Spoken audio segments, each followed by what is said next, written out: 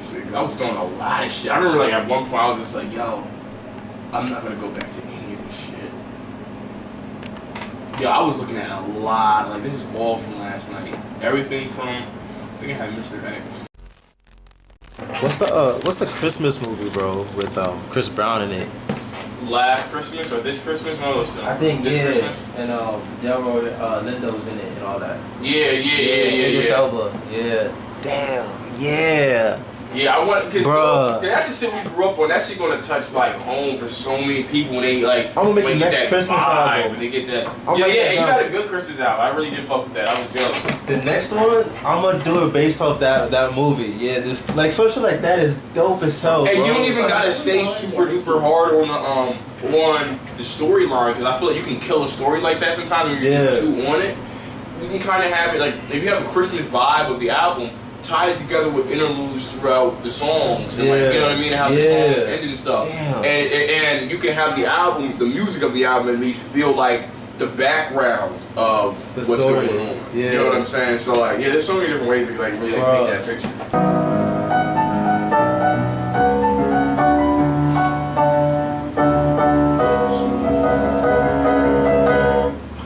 Bro, it just gives me such a nostalgic vibe of like. Specifically, like when we was growing up, when we were like, I don't know, 11, 12, 13, like you know what I mean? Yeah. Like early 2010s, like late 2000s kind of. Because like 2006. That's like kind of what they dress like. It's like that late 2010s, or I mean late 2000s, early 2010s kind of a vibe, like 2010, 2011 kind of shit. Those tank tops, like those that vibe. Yeah, like it wasn't that. It was like Vine. 2011 and like it was like a memory. That's like Vine. That's like Miguel. That's like J. Cole, Power Trip. That's like, you know what I'm saying? Like that's the vibe this picture always gives me. Whenever I see this picture, it always makes me think back to like 2013, 2012, 2011. Like up here just like calm for the polo, the cargo shorts and all that. Exactly. Cargo shorts and like fucking turn back obey hats and shit like that. Like the elite socks and all that. Yeah, the Nike elite socks. Exactly, dude. Like for real.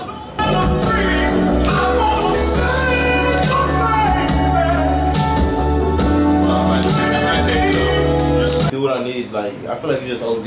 Yeah, and it kind of sound weird to me too. It's point, not like it's point. It's just like it's just mad work. Like shit. Niggas been making bangers without it for how much years? Right? And then it's like you can't. And to me, rare gets like pointless to me. It's like I'm not about to load the sample into my DAW, load that up. It's mad work. Yeah, do all that, and then bounce the sample that I just edited and shit. Yeah. Bounce that. Download that onto the SD or whatever. It's like, you know what I'm saying? Like, fuck that, dude. It's not that important to me. Like you said, I can just, if I can't do it on here, that's it. Yeah. That's how I'll be looking at, I'll be watching a lot of those performances, like Jay-Z's Unplugged performance, like MTV Unplugged performance and shit like that. Like, like I love seeing like boom bap brought to life. Yeah. You know what I'm saying? Like, brought out of the MPC. I think Madlib did a whole set with NPR Tiny Desk. Like, isn't that crazy? You have the original, then you sample it. The niggas playing the sample version of the original, but live. Like, that's such a crazy ass concept. Madlib did Tiny Desk? Yeah, he did a Tiny Desk, yeah. Like, bro, I did not know that. And he was playing the, drums? No, not even. It's like some crazy ass instrument. It's like, I don't even know what it's called. God willing, bro, when that day comes, our Tiny Desk is gonna be one of the best. That'll be wild, yeah. I'm not even, I'm no gas, I'm no exaggeration. I'm about to say, you gotta get, step up with the keys, you gotta get nicer at the keys. And I tell you, I know the fuck up. Like, I know the fuck up. It's gonna be parts where like, hey yo, drummer, you take a break for this one. Yeah. Sit down, MPC, like, yo, that's... There's gonna be some fun ass lows we gonna have, bro. I can already see that shit like that. It's gonna be so tough, bro. Like, the nigga does rap. Like every single album he has from the '90s and shit all the way up to now. Yeah, shit is he still has a lot of higher elevated like conversations. But that was just a cool bar how you flipped on the Black album. But like no, in reality, you should never get away from that mindset. Do what you want. Make music that you like. Yeah. Make shit that you would ride around listening to. If you wouldn't bump your own shit, why the fuck would you even put it out? Because you heard a nigga in Wichita fuck with trap right now? Yeah. I fell in love with this shit last night. I was playing this shit on replay, like, we doing way too much on this shit.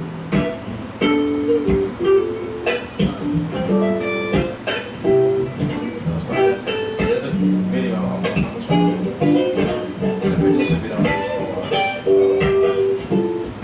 It's like, yeah, I want to start doing like weird shit like that. Or drums, there's some shit with drums you just can't replicate and like any of the nigga that can. It's somebody special. Like that. Yeah, bro. You can't do that shit, bro.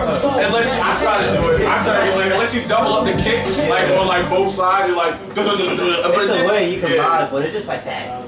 Damn, like that groove, that drum groove is crazy. You can't do a break, like a real break on this shit. Yeah, it's somebody special. What's what happens? Stay down, can't international. What's what happens? That's a lot of fucking records, man. Whenever I see that shit, his shit down, Dilla's like crazy. I feel like they got a whole library of them shits. Like, I be thinking about it. I'm like, y'all want that shit? Then I instantly stop. I ain't gonna hold you. I don't. I'm cool with a nice stack right here. I'm always gonna have like a nice. I'm gonna get my record collection up as time goes on, but they from the day and age where you did have to sample off the records, bro. Especially, I don't know with me, like once I sample something, I don't go back to it. Yeah, I don't go back to it. Yeah, it's that's why the sample really, bro. Like the sample dictates. And the drums, because the drums can change up everything. Yeah, 100%. Like, bro, the drums before last night, like the shit I was thinking before I laid those drums last night was way different from what it ended up being. This sample is kind of weird. Yo, bro, Nipsey is crazy. Like, you gotta listen to his interviews, bro. Like, he gives game just on like that independent, how his. Oh yeah. Like, bro, I was on Nipsey, bro. I was on Nipsey before he was here. That's why I don't talk about him too much when he's gone. I be like, I was on him. I was fucking with him. I was putting on. What's the Red album? Dedicated? That's my favorite. I think it's the Marathon. No. It's the Marathon. Is it? Yeah. Is it? Just no, Crenshaw. Yeah. And he's like this or whatever. Bro, I had that shit on spin roller. Everything I love. Crazy. Go back. I got the receipts to prove my shit. I used to try to put people on to him because I used to fuck with Dom Kennedy first. Yeah. And Dom Kennedy, he was like. I forgot what song Nipsey, but you know he always was like they always work together and shit. Yeah, so I heard Nipsey from a Dom Kennedy song. I was like, yo, I fuck with this nigga. I started like fucking with him around that time, like Blessings and all Blessings, that. bro. Yo, niggas don't be playing with me, bro. That's why I even like to talk about Nipsey, cause like I was up, but I go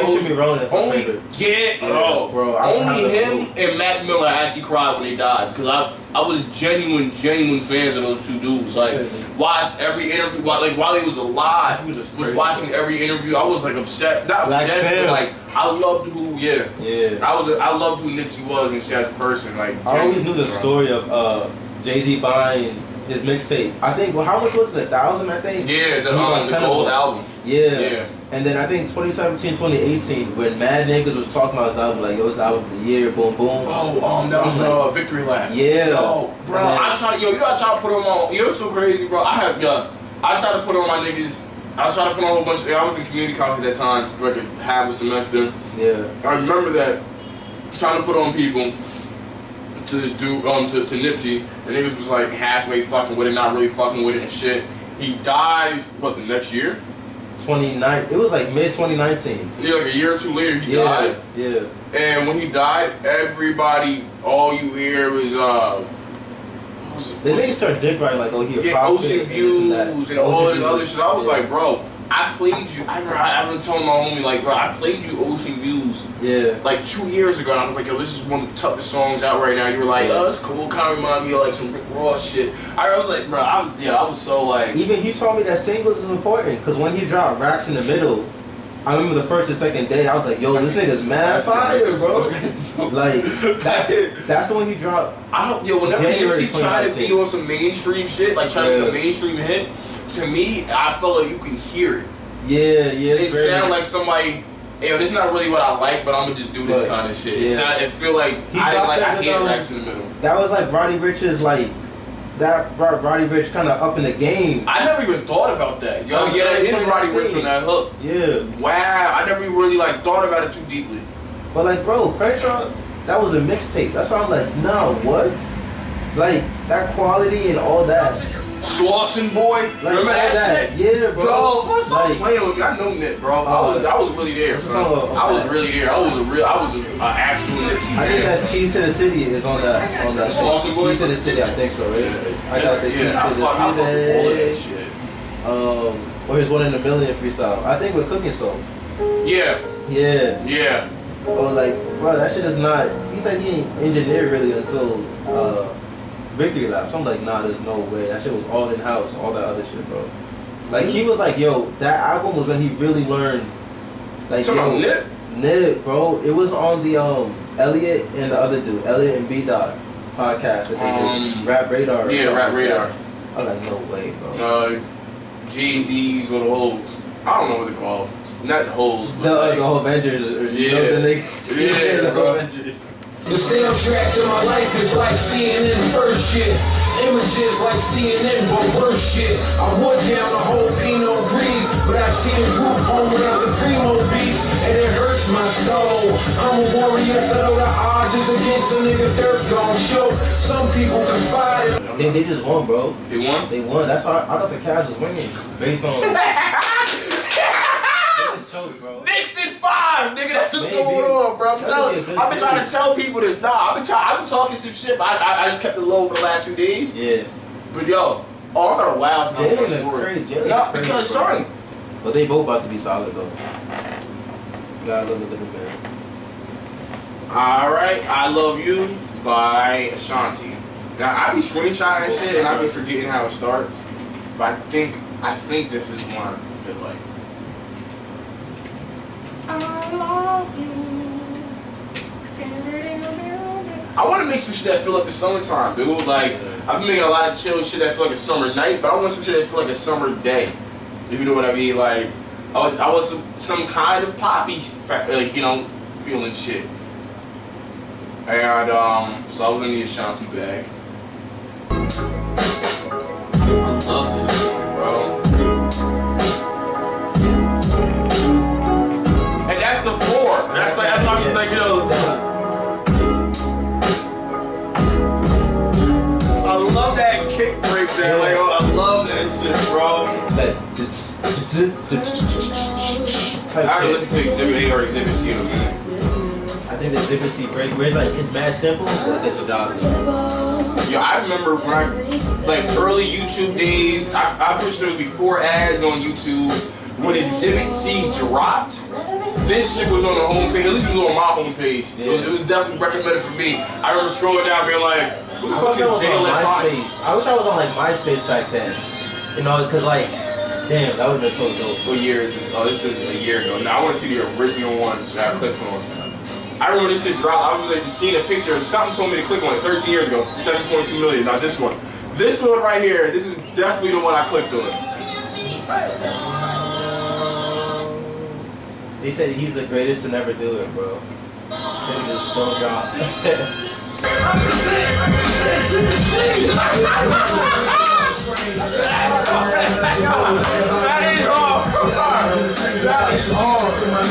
Go on. I think but always try to sit down and you really see how my mind is, bro.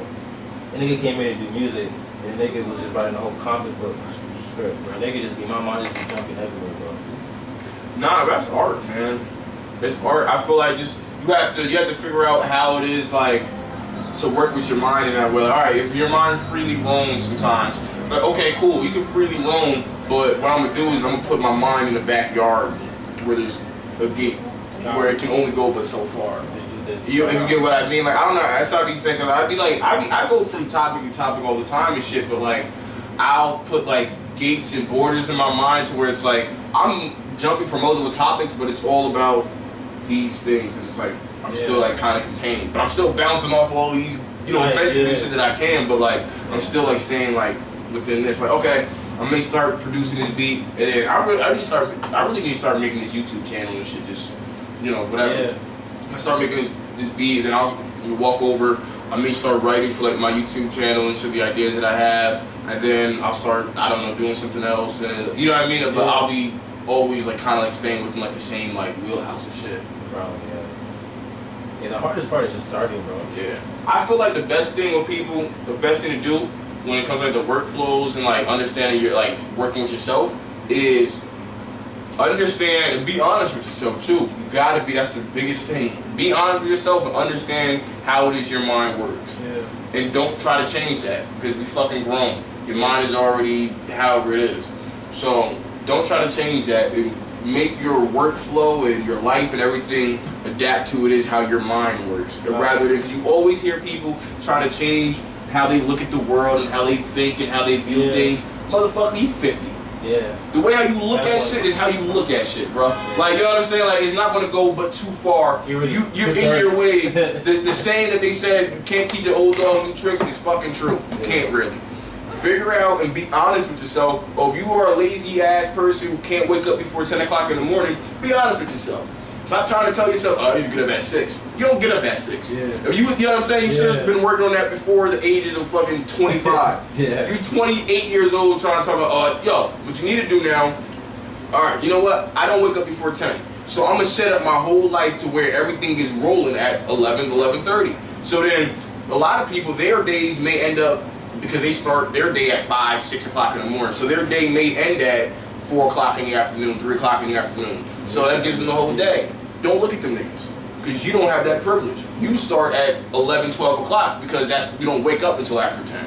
So now you have to reshape your life to, okay, these niggas go off at 5, 4, 3 o'clock in the afternoon. I'm gonna have to put in that work until like 7. Yeah. But that's how it, you know what I'm saying? But then you'll be able to move within that work schedule because that's more natural for you. Like just make and build your life to how it is like your mind already works and stuff like that. And just take advantage of that, because you'll find out a lot of the things that you find are quirks and weird things in your mind are actually super duper privileges and like superpowers type shit. You just didn't know how to use it correctly because you was trying to do shit like Rich Dad, Poor Dad, or you know what I mean? Or whatever freaking self-help book. You know what I'm saying? I've read hella self-help books, but like I always come to the same conclusion of like, me and this person aren't the same as that person. Yeah, it's just cool to read, but you can't. I like the I love motivational shit. But when it comes down to like following a doctrine or this is the 30-day plan or the 160-day plan to get your life on track, and that shit is always like, everybody's shit isn't the same. And it comes to me. I did this. Oh, is this like? Yeah, this is Chris. The drums. Is that kind of use those drums?